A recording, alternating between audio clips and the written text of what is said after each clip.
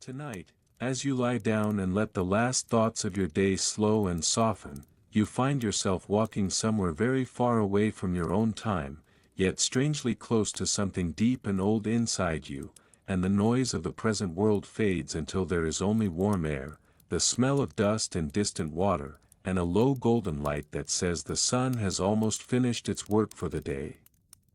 You are walking toward a city whose name means the Gate of the Gods, a place people will remember in stories long after its bricks have crumbled and its canals have dried, and even longer after the last priest has whispered the last hymn. The sky above you is a soft, pale copper that slowly darkens with each step, and the land around you is almost level, so flat that the horizon feels like a line drawn with a steady hand, broken only by date palms, mud brick farmsteads, and the far dark stripe of the Euphrates, turning silver where it takes the last light. You walk along a hard-packed track that has been flattened by cart wheels and sandaled feet for centuries, and dust lifts around your ankles with each step, fine as flour, coating the leather of your sandals, the hem of your garment, and you already know that in this city, dust is not an enemy, just a companion that gets into everything and never apologizes. The evening is kind tonight, no biting sandstorm racing in from the plains, only a slow warm wind that smells of dry earth, river mud, old reeds and the faint sweetness of date palms, and as you breathe, your chest loosens, because the sharp heat of the day has finally begun to soften and the air is gradually cooling like a clay pot taken away from the fire. Ahead of you, the ground rises almost imperceptibly, not into cliffs or hills, but into something stranger, long, low mounds that are not natural at all, but layers and layers of old walls and demolished houses and rebuilt foundations, generations of building on top of building until the whole city sits slightly above the plain, like a patient animal that has curled up to sleep on its own old nest. As you come closer, you begin to see the outer defenses, the great earthworks and walls that guard the city, pale and massive in the fading light. Babylon is girdled with rings of walls and water, brick and moat, as if someone looked at chaos and said, very firmly, that it would stop here and no further, at least for tonight. The walls are not smooth, they are a pattern of long shadows and sunlit edges, merlons and towers catching the last rays, and you notice how the bricks, though baked and hardened, still remember they were once river mud, their color somewhere between sun-browned skin and baked bread. Near one of the outlying ditches, a group of workers are finishing their tasks, stacking baskets, rinsing their feet in a shallow side channel, voices low but playful after the strain of the day, and a thin donkey flicks its ears at a persistent cloud of insects, resigned in that particular way animals have when they live among humans who are always busy and always late. You walk along the canal until you reach a causeway and, beyond it, one of the lesser gates in the outer defenses, not yet the famous one, but an older, simpler guardian of baked brick and heavy timber. Guards in wool and linen stand here with spears and short swords, alert but relaxed, because it is dusk on an ordinary day, not a festival, not a war, just one more sunset in a long succession of sunsets. They would look at you, of course, if you were truly there, perhaps check your load, ask where you come from, which village, whose son or daughter you are, but in this gentle walk you drift through them like a breeze, and your only burden is your own breath slowly deepening, shoulders softening as if each step is an invitation to slow down a little more. You pass within the first ring of brick, and the city begins to gather around you, the ground under your feet changes, the dust becomes more compacted, and the air changes too, picking up new smells, smoke from cook fires, the sour yeasty breath of beer, the sweetness of crushed dates, the sharper edge of garlic and onions being sliced somewhere just out of sight. The light lies differently here, trapped and reflected between walls. Narrow streets channel the last daylight as if it were water, and in some places the sun still reaches straight down, striking a doorway or a courtyard tile so fiercely that it looks almost white, while the next alley is already in shadow and pleasantly cool. You follow the flow of people, because cities always have currents and, even if you know nothing of their map, your body understands that where more footsteps go, there is some central place, something important. Gradually, as alleys meet wider streets, the surfaces beneath your sandals grow more careful, more deliberate. You step from rough-packed earth onto something smoother, slabs of stone that have been set carefully side by side, a paved section of the sacred processional way that runs like a spine through the city. You stand where kings have stood, though you do not need a crown here, only the simple fact of your own presence as you breathe and look and listen. To your left and right, along the flanking walls, lions pace in glazed brick, frozen in mid-step, each paw raised, each jaw parted as if to warn and welcome at once. Their bodies are made of shining tiles, deep blue background, white manes and golden bodies and eyes that seem to catch whatever light there is and hold on to it jealously. The last light of the day glides across them, and for a moment it really looks as though they might move, and perhaps in the corner of your tired mind, they do, perhaps they stretch lazily as the heat leaves the stone, and shake out stiff shoulders, annoyed that they have to hold this noble posture all day long while people bustle underneath, arguing over prices and hurrying home with baskets. Ahead, the processional way points north like an arrow toward the famous Ishtar Gate, but at dusk there is no royal procession, no clamor of festival, there are only the more modest processions of daily life, and that is quite enough. Vendors along the sides of the avenue are packing up. A cloth seller is rolling his bolts of dyed wool and linen, fingers deft and practiced, patting each bundle with a small affectionate slap. A potter lifts his last unsold jars with the cautious pride of someone who knows that one careless bump can undo a whole week's work, and a young boy ties closed a large sack that clinks quietly with metal weights and measuring stones. The sounds of the market are changing. Where earlier in the day there were shouts and calls, bargaining and laughter, now there are fewer words and more small final noises, lids set on jars, doors lowered into their slots, shutters drawn, ropes tightened.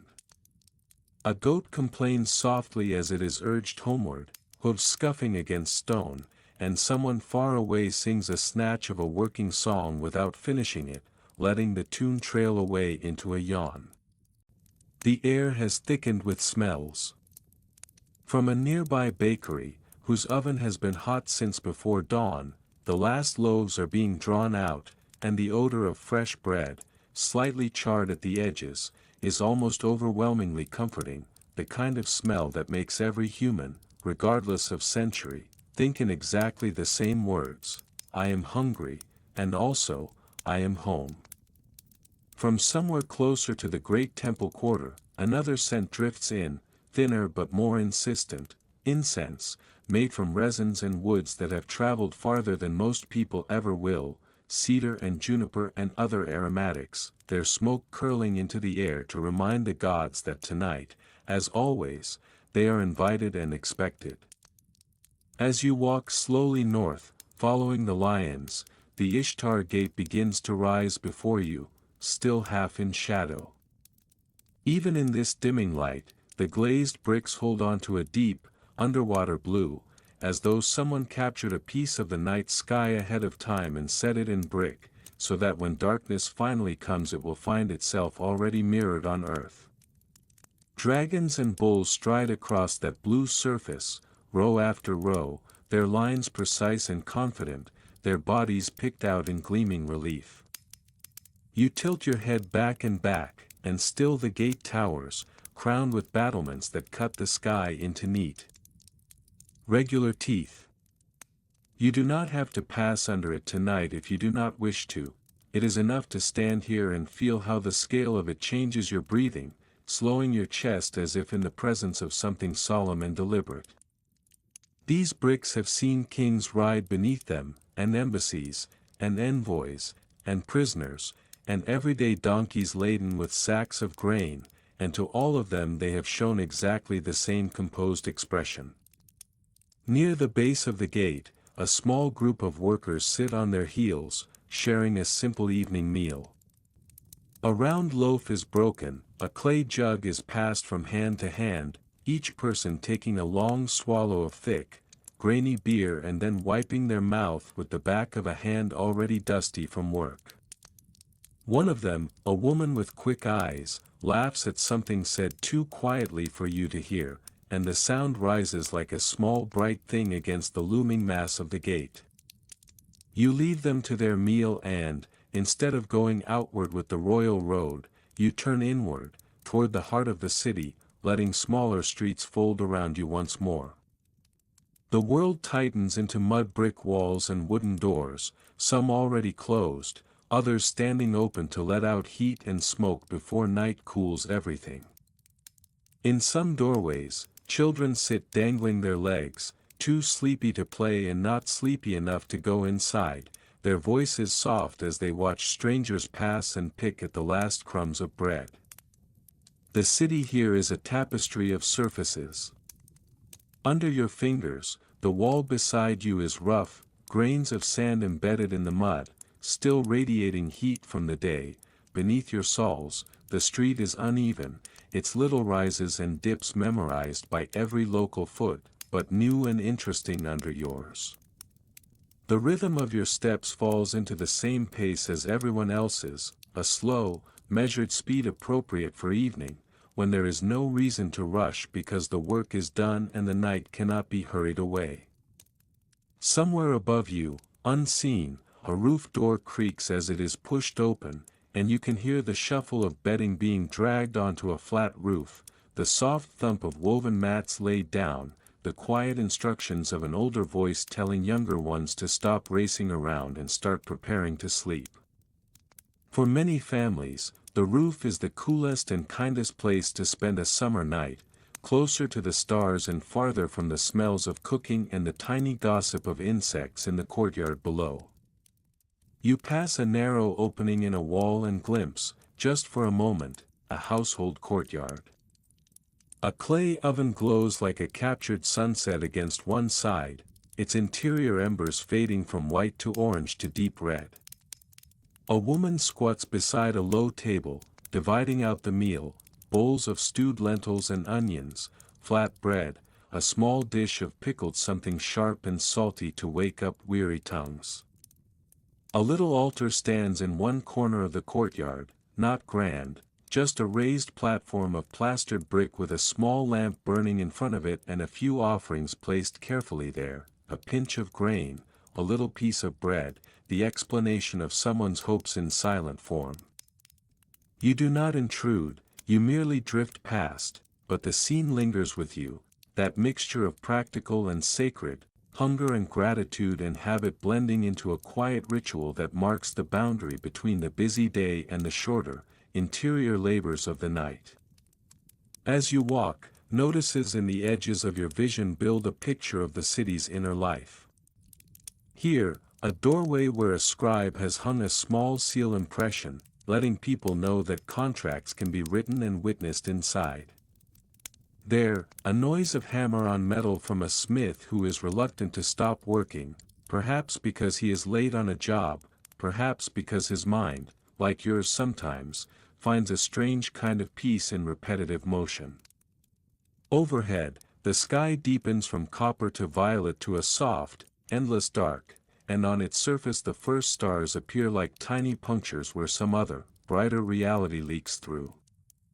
You notice how your gaze keeps being pulled upward between the roofs, because something inside you remembers that in this city, people read the night sky the way you might read a street sign or a book.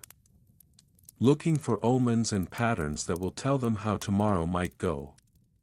You walk a little further, and the streets begin to open out again. You are approaching the holy center, the temple district where Asagila, the great temple of Marduk, and the huge stepped bulk of the ziggurat Etemenanke rise over the city. Even in the dark it is clear where you are going.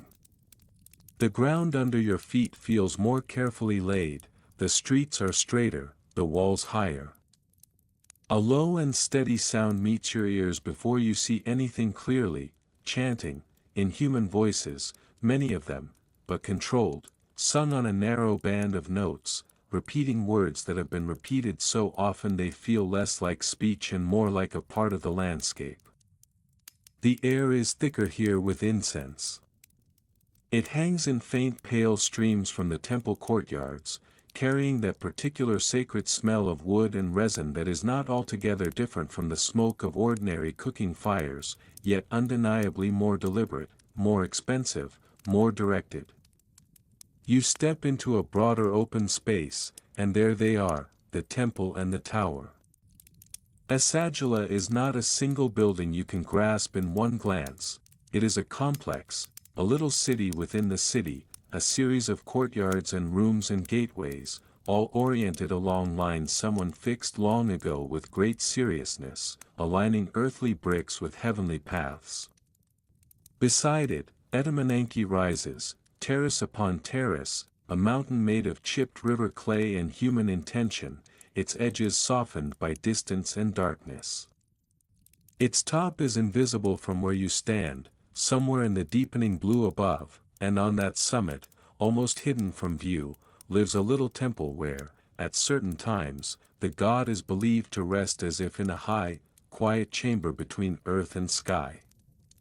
You stand for a while at the edge of this sacred rectangle, watching as priests in pale linen move about their tasks.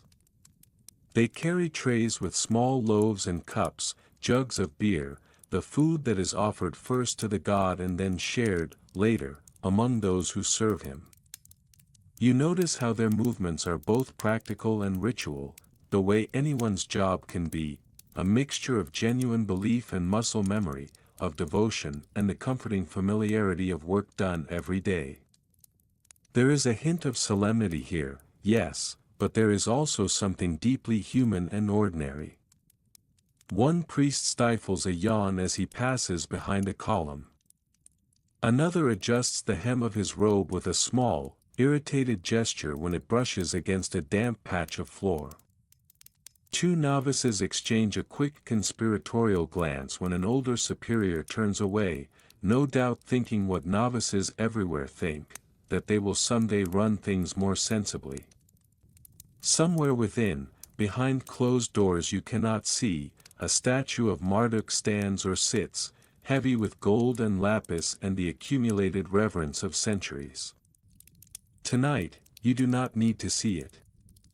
It is enough to feel that the world here is organized not only around markets and houses, but also around a story in which chaos is overcome, order is established, and men and women, for all their flaws and confusions, take part in maintaining that order with their rituals and their daily tasks. You breathe in the incense and the stone dust and the faint smell of old offerings, and feel, perhaps, a quiet kinship with those priests, because you too know what it is to keep small rituals in your life to hold chaos at bay. Leaving the temple precinct, you turn again into smaller streets, this time angling toward the river, drawn by the cool promise in the air. As you walk downhill, the sounds change once more.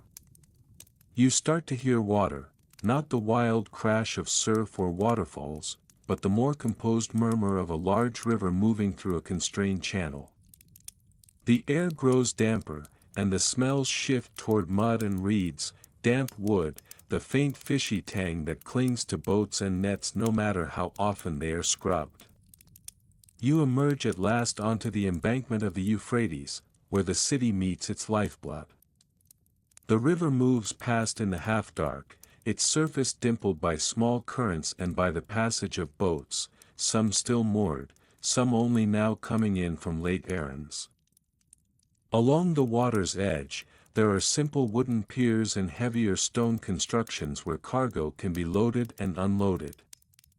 Crates and amphorae are stacked in rough but meaningful clusters, each pile understood by someone who knows exactly what is in it, exactly how much it is worth, and exactly how many people will expect their share. At dusk, this place is quieter than at dawn, but not entirely still. A boatman leans over the side of his craft, coiling a rope with automatic skill. Another man squats on the edge of the quay, mending a large net, fingers working almost without his eyes, which are instead turned toward the sky, gauging how much light is left before he must stop. Beyond the bustle of the quay, the river itself speaks softly. You listen to the slosh of water against stone, the occasional creak of wood as a hull shifts, the distant splash of a fish or waterfowl making a brief disturbance. You consider, maybe, how many things depend on this water: the fields outside the city that will be irrigated tomorrow, the canals that lead into the city, cooling courtyards and feeding cisterns, the clay that will be dug from its banks, molded, dried and baked into new bricks to repair old walls or build new houses, the endless quiet cycle of dissolution and reconstruction. The air here seems to lift a little weight off your shoulders. You stand, close your eyes, and feel the river's breath on your skin, cooler than the streets, and if you chose, you could stay here all night, listening to this slow, liquid heartbeat under the city's sleep. But your feet are not finished wandering yet, and so you turn back from the river, climbing once more through the streets, this time letting yourself drift into one of the quieter residential quarters, where the noise has already dropped to a low murmur, where lamps are being lit inside houses and the city is curling in on itself like a cat. In one such house, you are gently invited, by the narrative, by your own imagination, to step inside. You pass through a wooden door into a small entrance and then into a courtyard open to the sky. The courtyard is the center of the house, the way the hearth is the center of other cultures, and here it lies like a calm square of air at the heart of the building. On one side, a stair goes up to the roof. On another, doorways lead to small rooms where people sleep, store things, work. The floor is beaten earth, swept smooth, with a scattering of worn tiles near the doorways. In the middle, near a low bench, a single oil lamp already burns, its little flame bending slightly in the faint evening breeze. The lamp is nothing special to look at, just a simple clay bowl with a pinched spout, but it creates a circle of warm, trembling light that lays soft edges on everything: the rough fabric hanging in a doorway, the clay jars lined up like attentive pupils against the wall, the shallow basin where hands were washed before the meal. The family of this house is finishing their evening food. A man, his shoulders broad from work in the fields or on the walls, sits cross-legged and tears pieces from a round flat loaf, dipping each into a shared bowl of lentils cooked with onion. A woman, older, with fine lines at the corners of her eyes that could be from laughter or from squinting against the sun, pours beer from a jug, careful not to spill. She has done this 1,000 times and will do it 1,000 more. Children lean in, eager, their hands smudged but quickly wiped on a cloth before they reach for bread. There is little talking now, appetites have their own priority, and the conversation can wait until the first sharp hunger has subsided. On a small shelf in the courtyard's corner, a tiny lamp burns before a modest image or symbol of a protective deity. No one is paying obvious attention to it, yet the offerings placed there earlier today are fresh enough that their intent still hangs in the air, like a soft echo.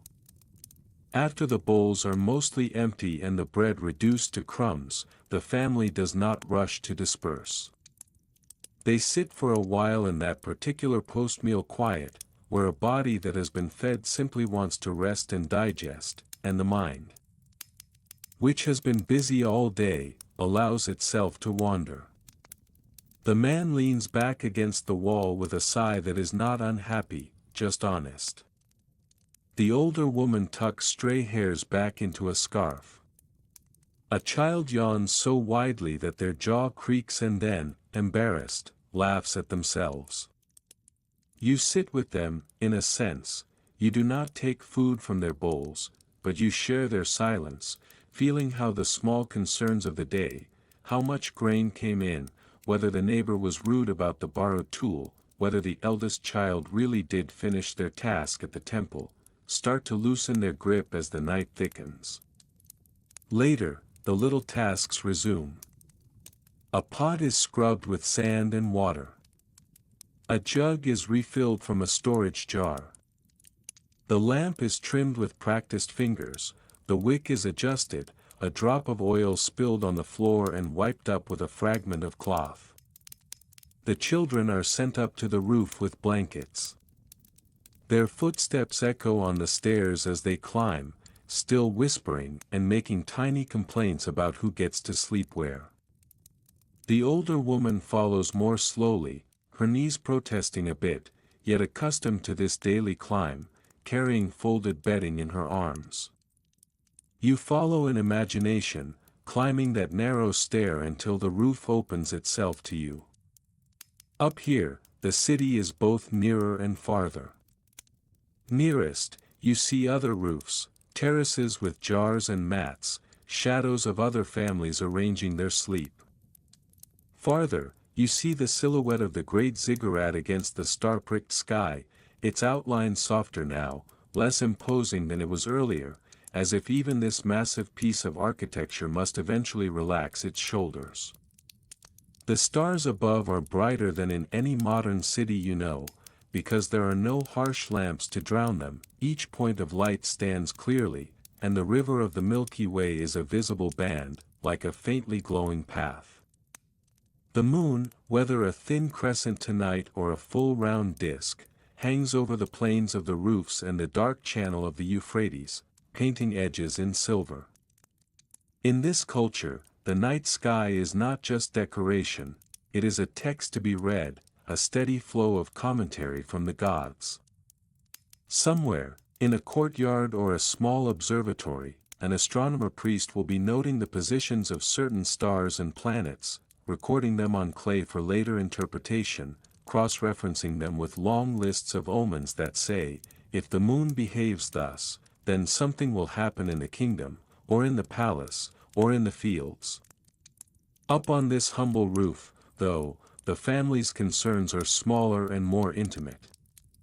The children lie down on their mats, murmuring questions that every child has always asked, whether jackals really come into the city, whether the gods can see every single person at once, whether tomorrow's chores will be as boring as today's. A reassuring answer comes, half serious, half distracted, as blankets are tucked. The older woman, finished with her tasks, sits for a moment on the edge of the roof, legs crossed, looking out over the dark shapes of other buildings. Her face, lit only by the spill of light from the stairs and the distant soft glow of temple fires, looks thoughtful but not troubled. She has seen many evenings like this and expects to see many more. You lie down too, in your imagination, feeling the coarse weave of a blanket under your hands, the pleasant roughness of mud brick beneath, holding the day's residual warmth while the air above your body cools. A breeze moves gently, not strong enough to chill, just enough to keep the air from becoming still and heavy. As your gaze rests on the sky, it becomes easier to understand why dreams here are taken so seriously, why people in this city think of the night not as emptiness but as another kind of conversation. Many of them, before they finally let their eyes close, will say a quiet prayer to the moon god, to their household deities, asking that their dreams be either peaceful or useful, and preferably both.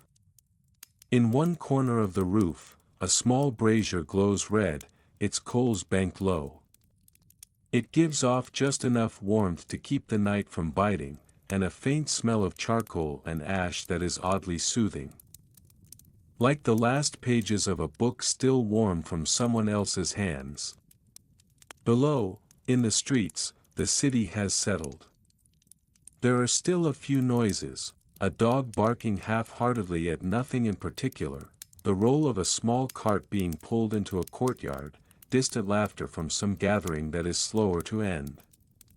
But the sharp metallic din of work is gone, the cries of vendors are no more than memories, and even the river seems to hush its voice a little. Somewhere in the temple quarter, bells or gongs mark a final watch, and a new group of priests relieve another, because the gods must not be left unattended. Their chant rises briefly, a thin line of sound threading its way through the dark, before it too becomes part of the general, gentle hum. You notice how your own body has mirrored the city's rhythm. At the beginning of this walk, your inner streets were busy, too, full of errands and unresolved conversations. Gradually, as you move through gates and markets, past lions and courtyards, your thoughts have quieted, like shops closing one by one, like lamps being turned low. If any worries remain, they seem now like distant noises far below the roof where you lie. They may still exist, as the river still flows and the city's outer walls still stand ready against whatever tomorrow might bring, but for tonight, they do not demand your attention. Overhead, the moon sails slowly, its light sliding across the ziggurats terraces, touching here a roof, there a wall, then moving on, impartial and steady. If the moon is, as these people believe, a divine judge and witness, then it judges you now and finds nothing urgent to accuse, nothing that must be fixed this very moment. You breathe more deeply. The air is dry, but the hint of river coolness makes each inhalation feel clean in your chest. The blanket has grown heavier, not because it has changed, but because your muscles have finally stopped holding it away in invisible tension. In the edge of your hearing, you imagine the soft scratch of a stylus on clay in some scribe's room not very far away, as he carefully presses wedge-shaped signs into a tablet, noting the day's transactions or the details of a ritual, or perhaps, if he is lucky and works in the right place, copying an old myth into a fresh version so that the story will not be lost when the current tablet eventually crumbles. He works a little longer into the night than most, but even he will eventually put down the stylus, stretch his cramped hands, and step outside into the same cool air you are breathing now, look up at the same moon, and feel, for a moment, that his worries are also very small compared to the slow turning of the heavens and the steady flow of the Euphrates. In one of the deeper rooms of the temple, a lamp burns all night before the god's image, flame barely moving, the oil carefully measured so that it will last until dawn. A priest on duty there will wake and doze in turns, murmuring prescribed words and then drifting into that gray space between waking and sleep, where even people whose life is devoted to ritual have strange dreams about very ordinary things, such as misplacing a cup or missing a step in a procession. All across the city, in rooms and on roofs, under woven canopies and behind thick mud brick walls, people are curling into themselves like nested pots, each within their own layer of protection, outer walls, city streets, house walls, roof parapets, blankets, skin. You lie among them, in imagination yet also in a very physical sense, because your own body is also wrapped now, in your present time and place, your own roof or ceiling above, your own blanket over you, your own nightly rituals completed. The smells in your air may not be incense and river mud and baking bread, yet you can almost smell them here, the ghost of cedar smoke, the faint sweetness of dates, the mineral tang of dust that has seen, and recorded, countless footsteps. You can feel under your hands not only the cloth of your own bed, but the roughness of those ancient bricks, still warm in memory, slowly yielding their heat back to the passing hours. You can hear in the distance not only the hums and creaks of your own dwelling, but also the small, muffled sounds of that distant city at rest, a child turning over, a dog sighing, a last jar being set down with care. Night deepens. Stars shift imperceptibly. The city's vast story, the wars and laws and grand constructions, pauses, because even empires need to sleep between one day and the next. In this pause, in this long, gentle inhalation between centuries, you are allowed to let go of your own storyline for a while, to stop narrating your tasks and obligations, to simply exist like one more quiet roof in a quiet quarter of a very old city. Your thoughts move more slowly, like the river under starlight, and it becomes less important to follow each of them to its end. They can come and go, like late workers on a street, and you do not have to stop each one and ask its business. Breath in, breath out, the same rhythm that has carried people through the heat of Babylonian days and the coolness of Babylonian nights, the same rhythm that priests used to steady themselves before addressing their gods, the same rhythm your own body has known since it first began. Here, in this soft dark, between lions of glazed brick and towers of mud brick, between river and plain, under the slow watch of the moon, you are simply another breathing presence, and that is enough. If you wish, you can let yourself drift all the way into sleep now, letting the roof under you dissolve, the stars blur, the voices of the ancient city fade until they are only a comforting murmur, like someone in the next room turning pages very quietly. There will still be gates and markets and temples and rivers in the world when you wake, whether in Babylon or in your own time, but for this stretch of night, they do not need you, and you do not need to be anywhere except here, in this steady, peaceful breathing, as the old city rests and the gods keep their silent watch.